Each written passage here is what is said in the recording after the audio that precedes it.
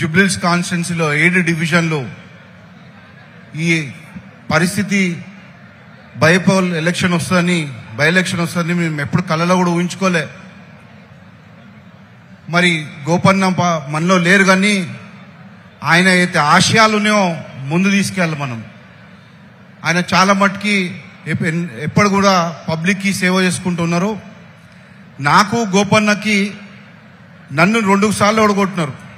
ప్రతిసారి ఒకటే మాట అంటుండే, నేను పీజీఆర్ కొడుకుని ఓడగొట్టినా నేను అని ఒక డైలాగ్ కొట్టాడు నన్ను కనబడినప్పుడల్లా. నేను చాలా పెద్ద లీడర్, నేను పీజీఆర్ కొడుకుని ఓడగొట్టినాను. మరి మా ఇద్దరికి ఎప్పుడు కూడా ఆయన టీడీపీలో ఉన్నా కూడా బీఆర్ఎస్లో ఉన్నా కూడా కౌంటింగ్ రోజు కూడా మేమిద్దరం ఉన్నా కూర్చొని టిఫిన్ చేసి నీకింత వచ్చింది నాకింత వచ్చిందని ఒక్కొక్క మా ఇద్దరికి ఎప్పుడు కూడా ఆయన టీడీపీలో ఉన్నా కూడా బీఆర్ఎస్లో ఉన్నా కూడా కౌంటింగ్ రోజు కూడా మేమిద్దరం ఉన్నా కూర్చొని టిఫిన్ చేసి నీకింత వచ్చింది నాకింత వచ్చిందని ఒక్కొక్క రౌండ్కి జోకులు వేసుకుంటాం, మాట్లాడినాం, కానీ ఎప్పుడు వ్యతిరేకత మేము చేసుకోలేదు.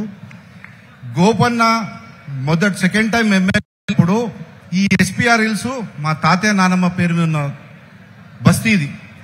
ఇక్కడ ఒక రిజర్వాయర్ ఉండే, నేను ఎమ్మెల్యే ఉన్నప్పుడు 1,50,00,000 నేను ఆ రిజర్వాయర్ శాంక్షన్ చేసి పెట్టిండే.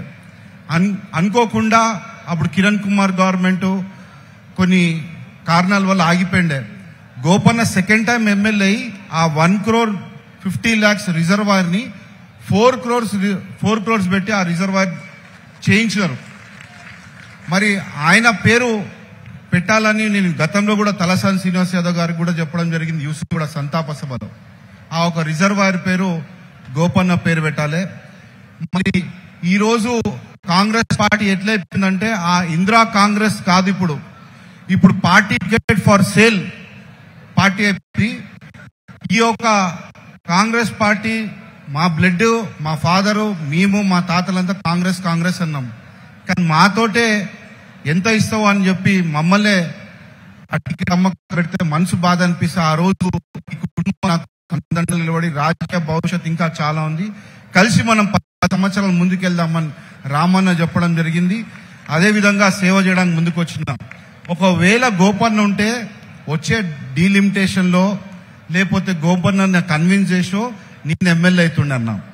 కానీ ఆ 3 years మాత్రం గ్యాప్ ఉన్నప్పుడు తప్పకుండా అది ఆ పెయిన్ ఏందో నాకు తెలుసు, ఆ బాధ ఏందో నాకు తెలుసు. కుటుంబాల్లో చనిపోతే ఎందరు మంది మన మీద కన్నేస్తారని ఫస్ట్ మనిషి నేనే. అమ్మా నీకున్నా నేను అండదండగా నేను ఉంటా, నువ్వేం టెన్షన్ పడకు, ఎవరు ఏమైనా అని మొదటి సంతాప సభ షేక్పేటలో జరిగింది. ఆ రోజు అన్న గోపన్న కా దుష్మన్ ఓ మేరా దుష్మన్, అప్నా దుష్మన్. కాబట్టి ఇప్పుడు మీకు ఇక్కడ జానకమ్మ తోట ఎవరెవరు తెలుసు అన్న, యూసుఫ్ కూడా జానకమ్మ తోట చేతులు ఎత్తండి. ఈ ఆ జానకమ్మ తోట గురించి ఈ కాంగ్రెస్ టికెట్ పోయింది.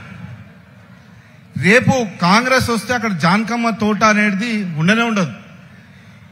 మనకి రామరాజ్యం కావాలా లేకపోతే రావణ రాజ్యం కావాలా కోరుకోవాలి, రామరాజ్యమే కావాలని రామన్న కోరుతున్నాను. మనమందరం ఏ కాంగ్రెస్ ఆల్రెడీ అయిపోయింది ఇక్కడ జూబ్లీహిల్స్ కాన్స్టిట్యున్సీలో, మళ్ళీ చెప్తున్నా, నేనుంత కాలం ఇక్కడ కాంగ్రెస్ జెండా ఎగరనీయకుండా చేస్తా తప్పకుండా. మరి గోపన్న కూతురుంది అక్షరామ్మ, ఆ పాపకు కూడా ఎప్పుడు ఒక వాళ్ళ బాబాయ్ లాగా అన్ని విధాలుగా నేను అండదండగా ఉంటా అని కోరుకుంటూ, రాబోయే రోజుల్లో సునీతమ్మకు కూడా నేను వాళ్ళ పిల్లోడు అనుకోండి, కొడుకు అనుకోండి, లేకపోతే తమ్ముడు అనుకోండి, అన్ని విధాలుగా నేను అండదండగా ఉంటా అని కోరుకుంటున్నాను.